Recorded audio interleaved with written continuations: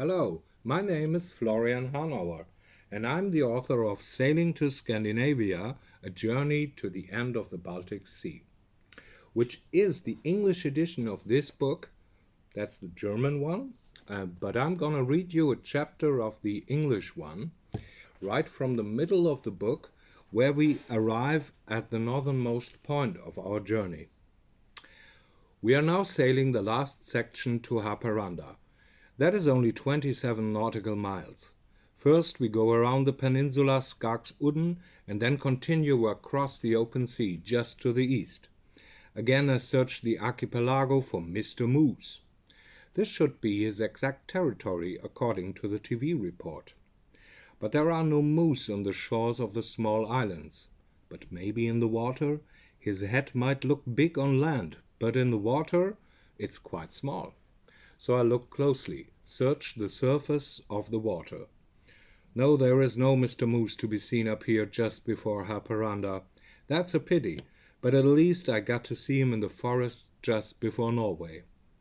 The pretty island Seskarö also has to be circumnavigated to the south, as the bridge that connects it with the mainland is only 10.7 meters high. But then it goes precisely to the north, and slowly the goal pushes itself into the visible map section of the plotter. Haparanda Ham comes closer. I had previously read a lot of nice but also disparaging about the border town.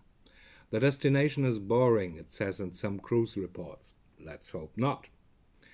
But after visiting the northernmost buoy, I am prepared. The aptest description was given by the travel guide Lonely Planet, which compares Haparanda with its neighboring town Tornio in Finland. Tornio had interesting pubs, a kind of art scene, and a lot of life. But what did Haparanda get? Not much more than the world's most giant IKEA in a shopping center on the ring road. Well, let's get to the bottom of that. We moor in Haparanda Ham, about 10 kilometers from the town proper. This is because the river that separates the city from Tornio, the wide Tornio Elf, also offers small harbors in the town.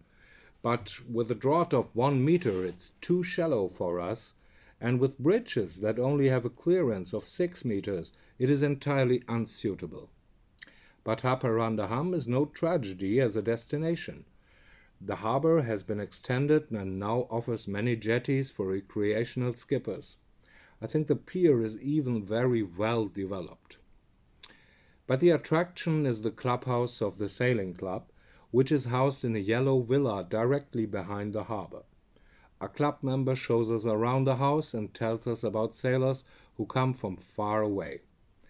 There are sanitary facilities, the sauna and the basement and lounges, and the heart, the magnificent flag room. Hundreds of pennants hang from the ceiling here. New lines have to be stretched across the room to take up new pennants. Countless sailing crews have hung their club flags or those of their hometowns, often immortalizing their names on the banners. I don't have to look very hard to spot a few Hamburg flags among them. This gives the sailing port a unique international flair. It is, after all, the destination of many adventurous sailors who have not shied away from the long journey across the Bothnian Sea. The next day we wait at the harbor for the minibus that is supposed to drive into town. It arrives, and because I now know how to take a bus in Sweden, I have long since installed the appropriate app and paid for 2 tickets. The friendly driver roars off with his load of guests and goes on the European road and directly into the center of Haparanda. No, we don't get off at the shopping center with the legendary IKEA, but first take a look at downtown.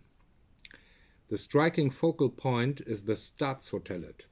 Here, part of the former magnificent town hall was converted into a hotel.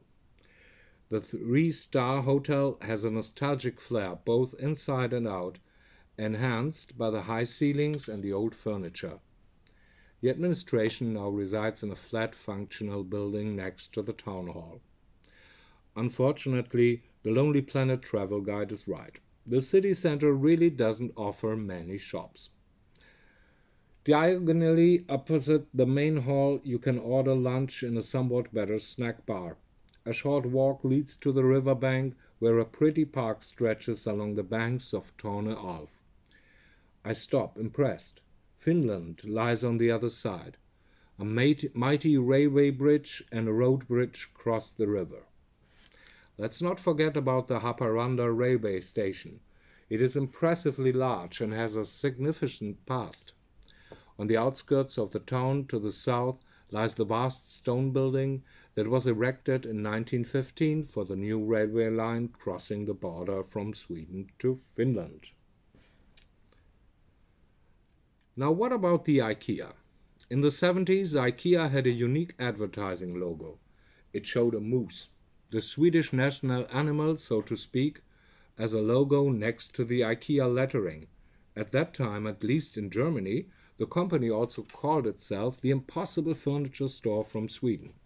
The moose made it very likable.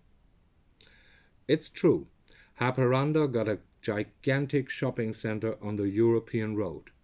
It's massive by Norrbotten standards. Accordingly, IKEA is also giant.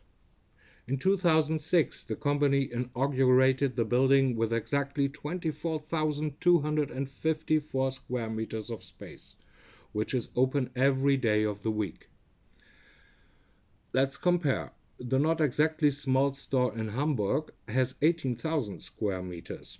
Indeed, point victory for Haparanda, at least in comparison with Hamburg. So that's it for the moment. Thanks, you have been watching this little read from my book.